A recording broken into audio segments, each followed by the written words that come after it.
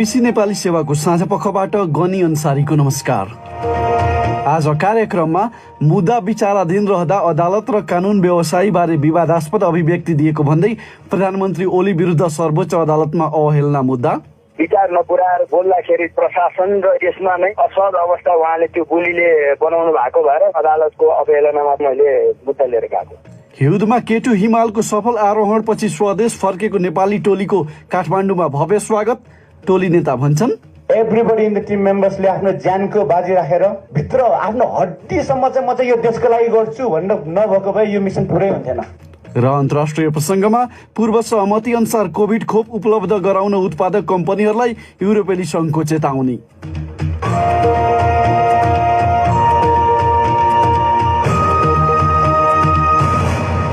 तर सबैभन्दा पहिला आजका प्रमुख विश्व समाचार। विनिता दाहालबाट समाचार सुन्नुहोस्।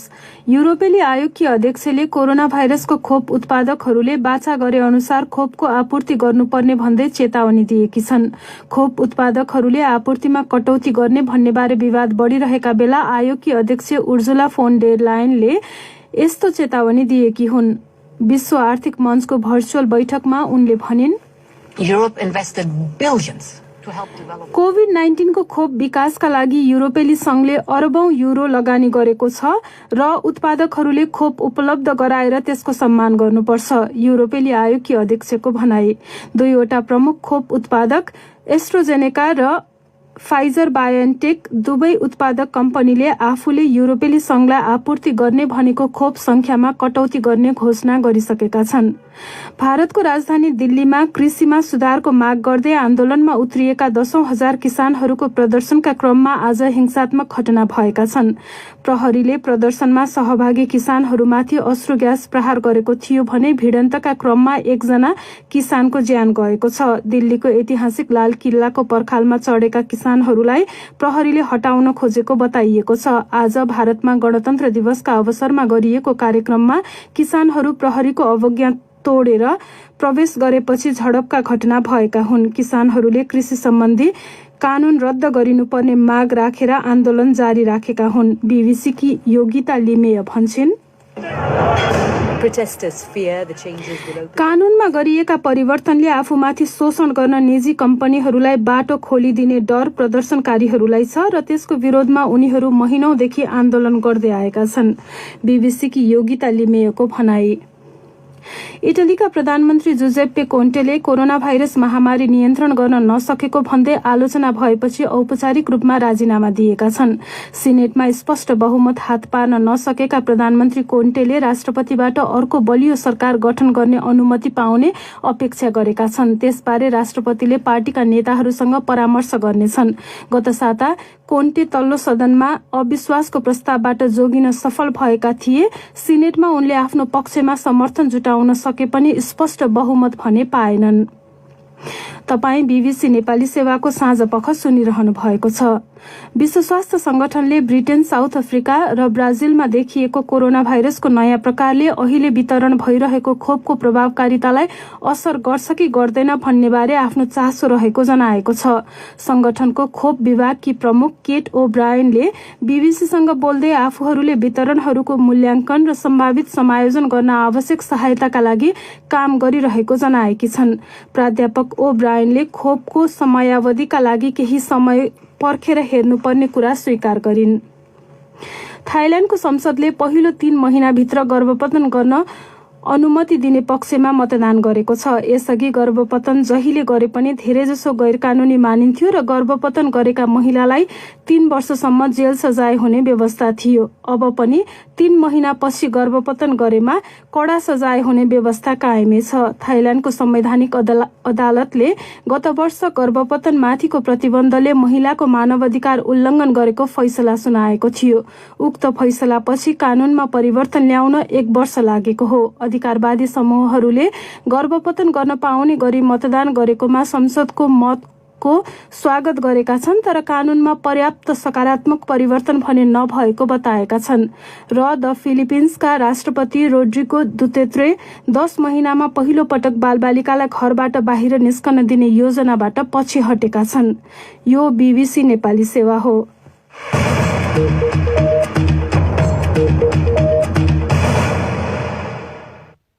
साँझपखमा पुनः स्वागत छ। आफू विरुद्धको मुद्दा विचाराधीन रहेका बेला प्रधानमन्त्री केपी शर्मा ओलीले सार्वजनिक रूपमा दिएका कतिपय अभिव्यक्तिले अदालतको अवहेलना गरेको भन्दै परेका 2वटा मुद्दा सर्वोच्च अदालतले आज दर्ता गरेको छ।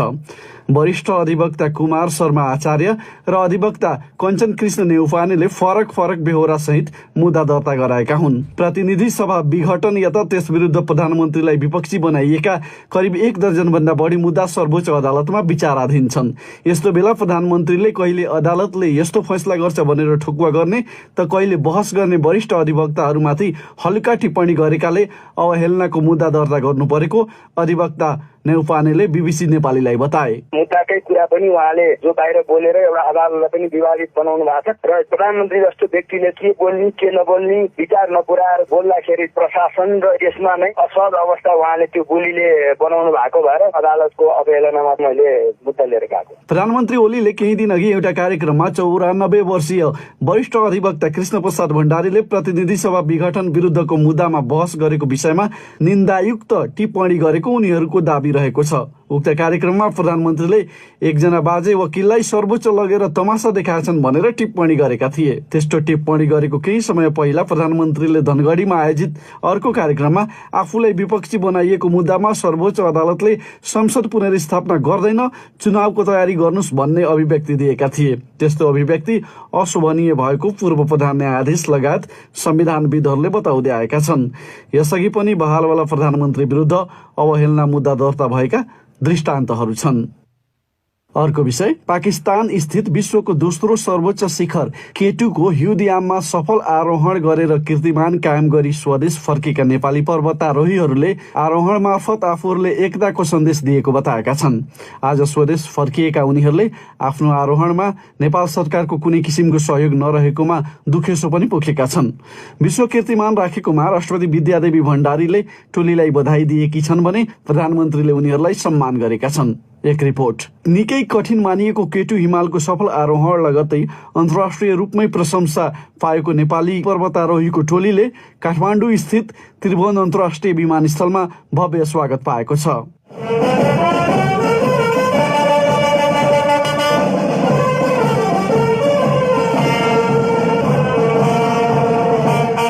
प्रधानमन्त्री केपी शर्मा ओलीले पर्वतारोहीहरूको टोलीलाई बालुवाटार स्थित आफ्नो निवासमा सम्मान गरेका छन्।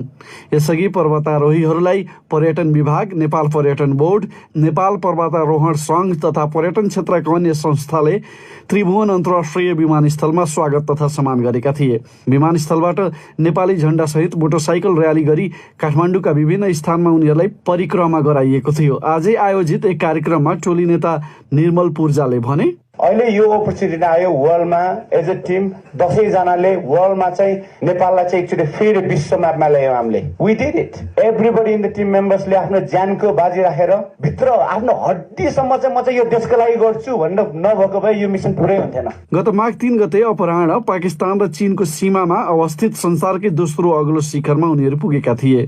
आरोहणका लागि 10 जना नेपाली सुरुमा फरक दलमा समावेश भए पनि पछि नेपालको नाममा कीर्तिमान कायम गर्न भन्दै उनीहरूले एउटै टोली बनाएका थिए। संसारमा भएका 8000 मिटर भन्दा अग्ला 14 शिखर मध्ये केटु ह्युदमा आरोहण गर्न सबैभन्दा कठिन मानिन्छ। नेपाली कांग्रेसका नेताहरूले आफूलाई बागमती र प्रदेश नम्बर 1 मध्ये एउटामा मुख्यमन्त्री दिन नेकपाका दुवै पक्ष तयार रहेको संकेत दिएको बताएका छन्।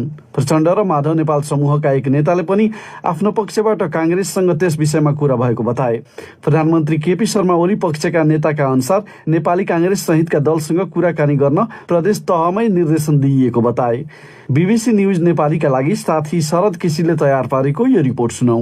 नेकपा भित्रैबाट दुई प्रदेशका मुख्यमन्त्री विरुद्ध अविश्वास प्रस्ताव आएपछि संकटमा परेको सरकार जोगाउन वा नयाँ बनाउन दुवै पक्षले कांग्रेसको साथ जुटाउनु पर्ने देखिन्छ। नेपाली कांग्रेसका नेता नवीन्द्र राज जोशीका अनुसार केही दिन अघि सभापति शेरबहादुर देउवाले दुवै प्रदेशका केन्द्रीय सदस्य र नेताहरूसँग प्रदेशहरूमा सम्भावित समीकरणबारे परामर्श गरेका थिए।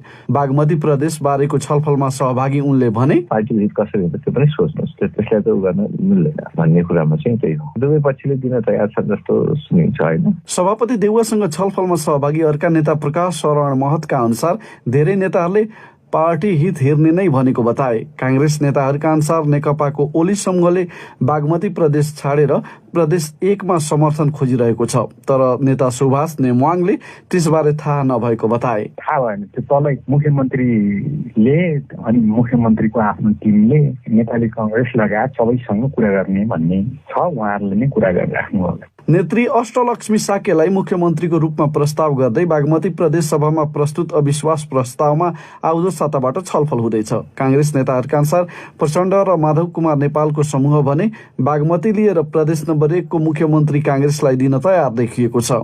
प्रचण्ड पक्षका नेकपाका प्रवक्ता नारायण काजी श्रेष्ठले गण्डकी र लुम्बिनी प्रदेशमा पनि मिलेर सरकार बनाउन सकिने भन्दै कांग्रेससँग सल्लाह गरौँ भन्ने प्रस्ताव राखेको जानकारी दिए। अहिले नेपाली कांग्रेससँग सहकार गरेर जाने पक्षमा चाहिँ छौँ, त्यसको निम्ति अलिकति अझै लचकता पोषण गर्न पनि हामी तयार छौँ भने चाहिँ हो। त्यो भनेको प्याकेजमै गर्नु पर्यो, चारवटै प्रदेशको चारवटै गर्नु राम्रो हुन्छ भन्ने हो। अब होइन चारवटा नगरौँ, अहिले 2टा माथि पहिला गरिहालौँ भन्ने हो भने सल्लाह गर्नै नसकिने कुरा त भएन। सम्भवतः आफ्नो राजनीतिक अप्ठ्यारो र सम्भावित परिणामलाई ख्याल गरेरै दलहरूले अविश्वास प्रस्ताव टुङ्गो लगाउने प्रक्रियालाई लम्ब्याइरहेको ठानिएको छ। अब सुनौ तपाईहरूले नै पठाएका प्रतिक्रिया। प्रस्तुतिमा साथ दिँदैछिन् साथी विनिता दाहाल। विश्वको दोस्रो सर्वोच्च शिखर माउन्ट केटुको हिउँदमा पहिलो पटक सफल आरोहण गरेर फर्किएका पर्वतारोहीहरूले नेपालमा न्यानो स्वागत पाएका छन्। पर्वतारोहणको क्षेत्रमा ठूलो मानिएको उनीहरूको उपलब्धिबारे तपाईको धारणा के छ भनेर आज हामीले सामाजिक सञ्जाल फेसबुक र ट्विटरमा सोधेका थियौं। प्राप्त जवाफ मध्ये केहीलाई हामीले समेटेका छौं। ट्विटरमा सुमन भण्डारी लेख्छन्, जे गरे पर्वतारोहीहरूले देशको शिर उँचो राख्ने काम गरे, बधाई छ सम्पूर्ण टोलीलाई। आफूलाई विजय मात्र भनेर चिनाउने अर्को ट्विटर प्रयोगकर्ताले लेखेका छन्, यो हामी सबै नेपालीका लागि एकदमै गौरवमय र स्मरणीय क्षण हो। पर्वतारोहण क्षेत्रमा प्राय नेपालीहरू विदेशीलाई हिमाल चढ्न सहायकको रूपमा चिनिने गरेको पृष्ठभूमिमा हिउँदयाममा केटु हिमालको पहिलो पटकमै सफल आरोहणले नेपालीहरू पर्वतारोहण क्षेत्रमा विश्वमै विशिष्ट छन् भन्ने देखाएको छ। हाम्रो फेसबुक पेजमा दनुरी शेर्पाको मत छ, केटु हिमालको सफल आरोहणले नेपालीहरू विश्वमा थप चिनिएका छन्। जस्तो सुकै समस्यासँग जुझ्न नेपालीहरू सक्षम छन् भन्ने सन्देश विश्व सामु पुगेको छ। नेपाल सरकारले हिमाल आरोहण गरी कीर्तिमान राख्ने शेर्पा समुदायलाई अझै पनि उपेक्षा गरिरहेको छ। शेर्पा समुदाय र हिमाल आरोहण गर्ने व्यक्तिहरूले आफ्नो मात्रै कीर्तिमान राखेनन्, देशको नाम पनि विश्व सामु राखे। सरकारले पनि उनीहरूलाई उचित सम्मान एवं सेवा सुविधा दिन कुनै कंजुसियाई गर्नु हुँदैन। सम्वेद शर्मा चापागाईले लेखेका छन्, उनीहरू स्वयंको स्वर्णिम सफलता हो। आरोहणमा रुचि राख्ने विश्वका आरोही समुदायमा देश र नेपाली आरोहीहरूको थप शौर्य र साहसमा अभिवृद्धि भएको छ जस्तो लागेको छ। विशेष गरी केटु हिमाल आरोहणका लागि निकै कठिन मानिन्छ। त्यसैले धेरै पटक प्रयास हुँदाहुँदै कोही पनि हिउँदमा चुचुरोमा पुग्न सकेका थिएनन्, तर नेपाली टोली केटुको चुचुरोमा पुग्न सफल भयो। बधाई छ सम्पूर्ण टोलीलाई, जसले नेपाल हिमालहरूको देशसँगै हिमाल आरोहण गर्ने साहसी आरोहीहरूको पनि देश हो भनेर फेरि एकचोटि संसारलाई देखाइदिएको छ। बोधनाथ पौडेलको धारणा छ, यी पर्वतारोहीहरूले हिउँद महिनाको जाडोमा पनि केटु हिमालको पहिलो पटक सफलतापूर्वक आरोहण गरेको समाचारले मन हर्षित हुनुका साथै गौरव पनि महसुस भएको छ। उनीहरूको जोश तथा जाँगरलाई सलाम छ। यो आरोहणले पर्यटन क्षेत्रलाई थप टेवा पुग्ने र हिमाल आरोहण गर्नेहरूको संख्या थपिने अपेक्षा गर्न सकिन्छ। साँझपखमा नेपाल बाहिरका केही विषय। युरोपेली संघले कोरोना भाइरस खोपका उत्पादकहरूले पहिला सहमति जनाए जति खोप उपलब्ध गराउनु पर्ने भन्दै चेतावनी दिएको छ। पहिला भनिए भन्दा कम संख्यामा खोप आपूर्ति गर्ने भन्ने विवादबीच त्यसले खोप कार्यक्रमलाई गम्भीर रूपमा असर पुर्याउने भन्दै युरोपेली संघले त्यस्तो चेतावनी दिएको हो। बीबीसी विवरणमा आधारित रिपोर्ट सुनौ विनिता दाहालबाट। युरोपेली मुलुकमा संक्रमणको दर उच्च भएसँगै खोपको आपूर्तिको मुद्दा जटिल बनेको छ। दुई प्रमुख खोप उत्पादक कम्पनीहरू एस्ट्राजेनेका र फाइजर बायोएनटेकले उत्पादनमा समस्या आउनुको अर्थ अपेक्षित संख्यामा आपूर्ति गर्न नसकिने बताएका छन्। त्यसको जवाफमा युरोपेली संघकी स्वास्थ्य आयुक्तले EU भित्र कोभिड खोप बनाउने कम्पनीहरूले तेस्रो मुलुकमा खोप निर्यात गर्नु अघि जानकारी गराउनु पर्ने बताएकी छन्। 27 सदस्य राष्ट्र रहेको युरोपेली संघले आफ्ना नागरिकको संरक्षणका लागि आवश्यक कार्यवाही चाल्ने उनले बताएकी हुन्। जर्मन चान्सलर एङ्गेला मर्केलले भर्चुअल रूपमा भएको विश्व आर्थिक मञ्चको वार्षिक कार्यक्रममा विश्वभर खोपको निष्पक्ष वितरण हुनुपर्ने बताएकी छन्। खोपको साझा विकास र उचित वितरण अभियान कोभ्याक्सले कम आय भएका देशहरूमा फेब्रुअरीमा पहिलो चरणमा आपूर्ति गर्ने कार्यतालिका रहेको जनाएको छ। विश्व स्वास्थ्य संगठनका अनुसार विश्वभरिका 2/3 जनसंख्या प्रतिनिधित्व गर्ने 156 देशले कोभ्याक्स अभियानमा सहभागिता जनाएका छन्, जसमा अमेरिका र चीन सामेल छैनन्। भारतको राजधानी दिल्लीमा गणतन्त्र दिवसको अवसरमा भएको कार्यक्रममा प्रवेश गर्न खोज्ने आन्दोलनरत किसानहरूको प्रहरीसँग झडप भएको छ। महिनौदेखि किसानहरूले सरकारको कृषि सम्बन्धी नीतिको विरोधमा आन्दोलन गरिरहेका छन्। 10,000को संख्यामा किसानहरू ट्र्याक्टर र्यालीमा सहभागी हुँदै बजार मैत्री व्यवस्थाको विरोध गर्दै आएका छन्। बीबीसी विवरणमा आधारित रिपोर्ट सुनौ विनिता दाहालबाटै। भारत सरकारले 18 महिनाका लागि किसानहरूले विरोध गरिरहेका कानूनहरू लागू नगर्ने बताए पनि उनीहरूले ती कानून रद्द गरिनुपर्ने माग राखेर आन्दोलन जारी राखेका हुन्। प्रहरीले केही चरणको वार्तापछि किसानले गणतन्त्र दिवसका कार्यक्रमलाई असर नपर्ने गरी र्याली गर्न दिन सहमति जनाएको थियो। तर आज केही स्थानमा किसानहरूले प्रहरीले खुला राखेका बाटो छोडेर बन्द गरेका बाटोमा प्रवेश गरेका बताइएको छ। दिल्ली प्रवेशको 6 नाकाबाट किसान शहर प्रवेश गर्ने भए पनि मूल बाटो बन्द गरेर प्रहरीले किसानलाई बाहिरी बाटो प्रयोग गर्न भनेको थियो। तर सिन्गु, टिकरी र गाजीपुरमा प्रहरी अवरोध तोडेर किसानहरू अगाडि बढेका छन्। 10,000 किसानहरू 2 महिनाभन्दा बढी समयदेखि सरकारसँग 3 वटा बजार सहजीकरण सम्बन्धी कानून खारेज गर्न माग गर्दै आएका छन्। भारतमा खुम्चिँदै गएको कृषि भूमि, घट्दो उत्पादन, कृषि उपजको अस्थिरता, मूल्य र मुख्यतया राज्य तहसँग सम्बन्धित कृषिबारे केन्द्रीय तहबाट कानून बनाउने लगायतका विषयप्रतिको असन्तोषले आन्दोलनकारीलाई एकाकार बनाएको छ। ती कानूनले संयुक्त रूपमा कृषि उत्पादनको बिक्री, मूल्य निर्धारण र भण्डारण सम्बन्धी नियमलाई खोकुलो बनाउँछन्। यसअघि दशकौंदेखि विद्यमान नियमहरूले कृषकहरूलाई खुला बजारमा सहज पहुँच उपलब्ध गराएको थियो। बीबीसी संवाददाता सौतिक विश्वासका अनुसार भारतमा केही वर्ष यता कृषकहरूमा आक्रोशको स्तर बढ्न थालेको देखिन्छ। एकाध विषय संक्षेपमा राष्ट्रिय मानव अधिकार आयोगले प्रतिनिधि सभा विघटन विरुद्ध काठमाडौँमा सोमबार गरिएको प्रदर्शनका क्रममा प्रहरीबाट बल प्रयोग तथा धरपकड गरी केही अभियान कर्मीलाई घाइते समेत बनाइएको भन्दै त्यसप्रति आफ्नो गम्भीर ध्यानाकर्षण भएको जनाएको छ। नागरिकहरूबाट गरिएको शान्तिपूर्ण आन्दोलनमा उसकी शब्दमा प्रहरीबाट अधिक बल प्रयोग गरी घाइते बनाइनु राष्ट्रिय तथा अन्तर्राष्ट्रिय कानून विपरीतको कार्य भएको उल्लेख गर्दै आयोगले त्यसप्रति संवेदनशील हुन आग्रह गरेको छ। मंगलबार आयोगले निकालेको विज्ञप्तिमा भनिएको छ, कुनै पनि बहानामा नागरिकको मौलिक हक तथा स्वतन्त्रताको हरण गर्ने कार्य नगर्न, सभा सम्मेलन गर्ने र आफ्नो विचार राख्ने नागरिकको अधिकारको सम्मान गर्न तथा कानून कार्यान्वयन गर्ने अधिकारीहरूलाई बल तथा हतियार प्रयोग सम्बन्धी राष्ट्रसङ्घीय आधारभूत सिद्धान्त 1990 विपरीत हुने गरी कार्य नगर्न आयोग नेपाल सरकारको ध्यानाकर्षण गराउँछ। नेपालमा भोलिबाट सुरु हुने कोरोना भाइरस विरुद्धको खोप अभियानका लागि लगभग तयारी सम्पन्न भएको अधिकारीहरूले बताएका छन्। भारतले 10 लाख मात्रा कोभिडका खोपहरू नेपाललाई निशुल्क उपलब्ध गराएको कोभिसिल्ड खोपबाटै अभियान सुरु हुँदैछ।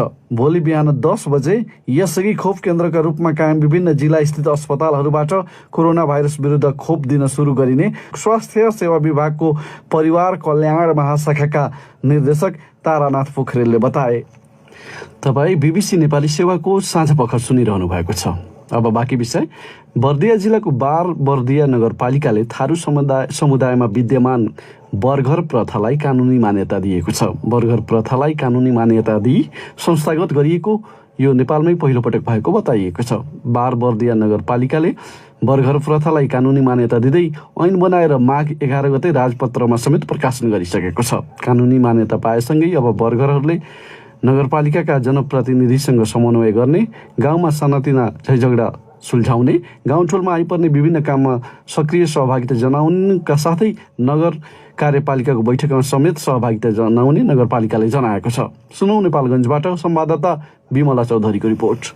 बारबर्दिया नगरपालिकाको क्षेत्रभित्र रहेका बर्घरलाई संस्थागत रूपमा परिचालन गर्न बनेको ऐन 2077लाई नगरपालिकाको 8औं नगरसभाले सर्वसम्मत रूपमा पारित गरेसँगै कानूनी मान्यता पाएको हो। नगरपालिकाले ल्याएको ऐनमा बर्घरको चयन, उनीहरूको कार्यक्षेत्र, काम, कर्तव्य, अधिकार, मर्यादा लगायतका कुरा समेटिएको बताउँदै बारबर्दिया नगरपालिकाका प्रमुख दुर्गा बहादुर चौधरीले भने, बर्घरहरू विशेष गरी गाउँमा हुने सामाजिक, सांस्कृतिक, धार्मिक, विकास निर्माण लगायतका केही न्याय सम्पादनका काम समेत न्याय समितिसँग मिलेर कार्य गर्ने गरी उहाँहरूलाई हामीले अधिकार दिएका छौँ। बर्घरले आफ्नो कार्यक्षेत्रमा नेपाल सरकारको प्रचलित ऐन नियम विपरीत नहुने गरी काम गर्नुपर्ने उल्लेख गरिएको छ। उनीहरूले गर्ने सामाजिक कार्यलाई अभिलेखीकरण गर्न ऐनले सघाउ पुर्याउने सोही नगरपालिकाकी उपप्रमुख अन्जु दहितले बताइन्। उहाँहरूको मापदण्डभित्र जस्तै कि गाउँघरको विकासको काम, धर्म कर्म, संस्कृतिमा आधारित काममा उहाँहरूले पहिल्यैदेखि गरिराखेको कि गुरुवा, बर्घर, सोरिनी यस्ता कामहरूको मान्यता पाउनुहुन्छ। बारबर्दिया नगरपालिका अन्तर्गत मूल बर्घर र टोल बर्घर गरी 350 बढी बर्घर संख्या रहेको नगरपालिकाले जनाएको छ। हालसम्म उनीहरूले निस्वार्थ समाजसेवा गर्दै आएको बताइन्छ। उनीहरूको सेवालाई कदर गर्दै अब नगरपालिकाले परिचय पत्रको व्यवस्था गर्न लागेको जनाइएको छ। नगरपालिकाले पहिचान दिन थालेपछि बर्घरहरू खुसी भएका छन्। बारबर्दिया 11 फचकवाका बर्घर रामसोहन थारू गाउँमा भरि एकदम जरो गाडेर अब एउटा सरकारकै काम गर्ने र गाउँदेखि बाहिर जाने बित्तिकै यसको माइत केही पनि थिएन, गाउँमा मात्र सीमित थियो। अहिले नगरले ऐन पास गरेपछि हामी खुसी नै छौँ। पश्चिम नेपालका तराईमा थारू समुदायमा मात्र नभई पहाडी समुदायमा समेत बर्घर प्रथालाई निरन्तरता दिएको देखिन्छ। समाज चलाउने तरिका राम्रो देखेर बर्घर प्रथालाई सहजै स्वीकार गरेको बताउँछन् बारबर्दिया 3 का बर्घर बिर्ख बहादुर सुनार। पहाडी समुदायमा बर्घर सिस्टम थिएन भन्ने थियो, तर अहिले यो सिस्टम राम्रो भनेर उहाँहरूकै देखासिकीबाट यो सिस्टमलाई हामीले सहजै स्वीकार गरेका छौँ। विक्रम सम्वत 2036 साल अघि पनि बर्घरले गरेको निर्णयले कानूनी मान्यता पाउने गरेको जानकारहरू बताउँछन्। तर प्रजातन्त्र पुनर्स्थापनापछि बर्घरको अधिकार जनप्रतिनिधिहरूले लिएको देखिन्छ। यसले बर्घर प्रथालाई थोरै भए पनि असर गरेको बर्घर अभियान कर्मी एकराज चौधरीको भनाइ छ। जनश्रम जुटाउने, कामहरू गराउने, सूचना गर्ने सबै काम बर्घरहरूले गर्छ। तर बजेटहरू बनाउँदाखेरि, त्यसलाई कार्यान्वयन गर्दाखेरि उनीहरूको केही भूमिका त्यहाँ चाहिँ देखिँदैन। त्यही भएर स्थानीय विकासमा उनीहरूको सहभागितालाई अझ बढाउनको लागि चाहिँ बर्घरहरूले कानूनी मान्यता पाउनु जरुरी छ। बर्घरहरूलाई प्रशिक्षण बिना नै मान्यता दिनु कानून विपरीत भएको र यसले दूरगामी असर पर्न नसक्ने कानून सम्बन्धी जानकारहरू बताउँछन्। स्थानीय सरकार सञ्चालन ऐन 2074 मा ऐतिहासिक र परम्परागत कुराको संरक्षण र सम्वर्धन गर्नका लागि व्यवस्थापकीय ऐन बनाएर त्यसको विकास र प्रवर्धन गर्न पाउने अधिकार प्रयोग गरेर बर्घर ऐन बनाइएको नगर प्रमुख चौधरीको भनाइ छ। विमला चौधरी, BBC नेपालगञ्ज। आज मंगलबार। अब प्रस्तुत छ साप्ताहिक विकल्पको बाटो।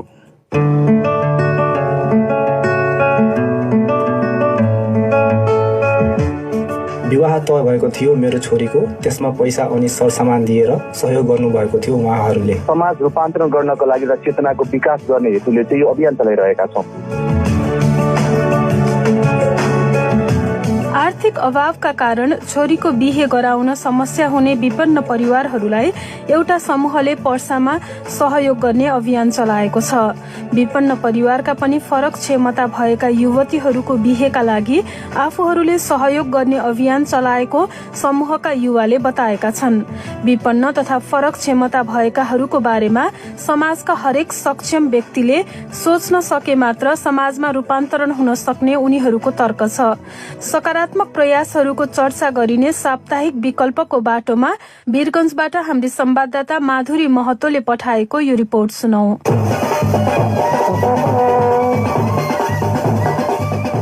छोरीको विवाह तय गरिए पनि आर्थिक अवस्था नाजुक भएको कारण बिहे नै नहुने चिन्ताले पिरोलेको बेला समाजसेवी युवाहरूले आर्थिक सहयोग गरी छोरीको विवाह गराइदिएकोमा खुशी व्यक्त गर्दै पर्सा हरपतगञ्जका मन्जुर खान भन्छन्, विवाह तय भएको थियो मेरो छोरीको, त्यसमा पैसा अनि सरसामान दिएर सहयोग गर्नुभएको थियो उहाँहरूले। हामी गरीब मानिसहरूलाई सहयोग गर्ने कोही मनकारी मन छ भनेर धेरै खुसी लाग्यो। विशेष गरी सामाजिक कुरीति दाइजोले जरो गाडेको तराईको समाजमा आर्थिक रूपमा कमजोर परिवारमा छोरी जन्मिएकै बेलादेखि अभिभावकले बिहेको सुर्ताले सताइरहेको हुन्छ। त्यसमा पनि रूढिवादी सोचका कारण फरक सक्षम क्षमता भएका छोरीहरूको विवाह त्यति सहज हुँदैन। त्यसैले त्यस्ता परिवारका छोरीहरूको विवाहका लागि आफूहरूले सहयोग गर्ने अभियान चलाएको समूहका संयोजक रामकिशोर सिंह परागले बताए। यो अभियान अन्तर्गत खासमा विपन्न परिवारका कोही छोरीहरू छन् भने उहाँहरूको घरको आर्थिक स्थिति हेरेर त्यसपछि फरक क्षमता भएको छोरीहरूले त्यस्ता खालको परिवारको चाहिँ स्थिति हेरेर र उहाँहरूले प्रयोग गरेर बिहेको लागि सहयोग गर्ने गरे। छोरीहरूको कसरी राम्रो ठाउँमा बिहे गरेर उहाँहरूको आर्थिक स्थितिमा पनि अझै कसरी टेवा पुर्याउने, उहाँहरूलाई आर्थिक उपार्जनमा पनि कसरी उहाँहरू जोडिनुहुन्छ त्यो कुरामा पनि हामीले विचार गर्छौँ र त्यो उहाँहरूले सहयोग गर्छौँ। समाजका सक्ने व्यक्तिले फरक क्षमता भएका र त्यसमाथि पनि आर्थिक रूपमा त्यति सबल नभएका परिवारका छोराछोरीको विवाह गराउनु समाजसेवा भएकोले यो अभियान थालिएको समूहमा लागेका अर्का युवा हेमन्त तामाङ बताउँछन्। हामीले तब मात्र एउटा सुन्दर समाज निर्माण गर्न सक्छौँ जब जो अलिकति विपन्न छन्, असक्षम छन्, त्यस्ता व्यक्तिहरूको लागि हामी समाजमा रहने सक्षम व्यक्तिहरूले एउटा जिम्मेवारी बुझेर उहाँहरूलाई पनि सँगसँगै लग्नुपर्छ है भनेर हामीले यदि सोच्यो भने यो सोच विकास गर्न सक्यो भने मात्र यो आर्थिक र सामाजिक विकास हुने भएको कारणले गर्दाखेरि त्यो उद्देश्यको साथै यो अभियान हामीले गर्दैछौँ। अभियानमा व्यक्तिगत रूपमा पनि आर्थिक संकलन समूहकै सदस्यहरूले गर्ने गरेको तथा विभिन्न मानिसहरूबाट पनि सहयोग हुँदै आएको युवाहरूले बताए। यो अभियानमा सबैको साथ र सहयोगको आवश्यकता भएकोले सबैको सहयोग लिने गरेको उनीहरू बताउँछन्। समाज रूपान्तरण र चेतना विकासका लागि यो अभियानको शुरुआत गरिएको युवाहरूको भनाइ छ। फेरि पनि हेमन्त तामाङ संस्कृति अनुसार जुन परम्परा जुन छ विवाह गर्दाखेरिको र त्यसमा पनि झन् विशेष गरेर देशको पाटोमा त एकदमै धेरै प्रायोरिटी दिइन्छ। त्यसले गर्दाखेरि विशेष गरेर आर्थिकमा चाहिँ अलिक धेरै समस्या हुने देखिन्छ। किन भन्दाखेरि अब हरेक कुरा अब सरसामग्रीहरू जुटाउनको लागि पनि त्यहाँ आर्थिकै चाहिन्छ। त यसमा चाहिँ हामीले केही आर्थिक र सँगसँगै केही सामग्रीहरू पनि सहयोग गरेका हौं। वीरगञ्जको युवाहरूको एक समूहले आर्थिक अभावमा विवाहको उमेर पुगेका युवतीको विवाह नरोकियोस् भनेर सहयोग गर्ने अभियान चलाएको समूहका युवाहरूले बताए। उमेर पुगेका जुनसुकै समुदायमा छोराछोरीको विवाहका लागि अभिभावकलाई चिन्ता हुने गरेको बेला आर्थिक अभावकै कारण विवाह रोकिनु भन्दा पनि आफ्नो समूहमा र अन्य सामाजिक संघ संस्था तथा मानिसहरूबाट सहयोग संकलन गरेर भए पनि विवाह गराइदिने अभियान चलाएको समूहकी निशा वर्माले पनि बताइन्। समूहका युवाहरूले गरेको कार्य प्रशंसनीय र पूर्ण सामाजिक सेवाको भावले गरेकोले आफूले पनि सक्दो सहयोग गर्ने गरेको तथा आगामी दिनमा पनि यस्ता सामाजिक कार्यका लागि आफू अग्रसर रहेको भनाइ छ अभियानमा जुटेका सन्तोष शाहको। जाडोमा कसैले लगेर लुगा दिएको, मन्दिरमा डोनेसन गरेको, अगाडि माग्नेहरूलाई खाना दिएको भन्दा पनि यो एउटा फरक ढङ्गको कुरा यिनीहरूबाट आयो होइन, खुसी लागेको छ। कमसेकम सहयोगले बहिनीको चाहिँ घरजम बसेको छ, परिवार अगाडि बढेको छ। विपन्न वर्गका छोरीहरूलाई सहयोग गर्नका लागि समाजका हरेक सक्षम व्यक्तिले सोच्न सके मात्र समाज रूपान्तरण हुने भन्ने उद्देश्यका साथ यो अभियानलाई निरन्तरता दिने समूहका युवाहरूले बताए। साप्ताहिक विकल्पको बाटो प्रस्तुत गर्दै थिइन् वीरगञ्जबाट हाम्री संवाददाता माधुरी महतो। अब अन्त्यमा प्रमुख विश्व समाचार संक्षेपमा। युरोपेली आयोगकी अध्यक्ष फोन डेर लायनले कोरोना भाइरसको खोप उत्पादकहरूले बाचा गरे अनुसार खोपको आपूर्ति गर्नुपर्ने भन्दै चेतावनी दिएकी छन्। खोप उत्पादकहरूले आपूर्तिमा कटौती गर्ने भन्ने विवाद बढ़िरहेका बेला उनले यस्तो चेतावनी दिएकी हुन्। भारतको राजधानी दिल्लीमा कृषि सुधारको माग गर्दै आन्दोलनमा उत्रिएका 10,000 किसानहरूको प्रदर्शनका क्रममा आज हिंसात्मक घटना भएका छन्। भिडन्तका क्रममा एकजना किसानको ज्यान गएको छ। इटलीका प्रधानमन्त्री जुजेप्पे कोन्टेले कोरोना भाइरस महामारी नियन्त्रण गर्न नसकेको भन्दै आलोचना भएपछि औपचारिक रूपमा राजीनामा दिएका छन्। विश्व स्वास्थ्य संगठनले ब्रिटेन, साउथ अफ्रिका र ब्राजिलमा देखिएको कोरोना भाइरसको नयाँ प्रकारले अहिले वितरण भइरहेको खोपको प्रभावकारितालाई असर गर्छ कि गर्दैन भन्ने बारे आफ्नो चासो रहेको जनाएको छ। र थाइल्याण्डको संसदले पहिलो 3 महिनाभित्र गर्भपतन गर्न अनुमति दिने पक्षमा मतदान गरेको छ।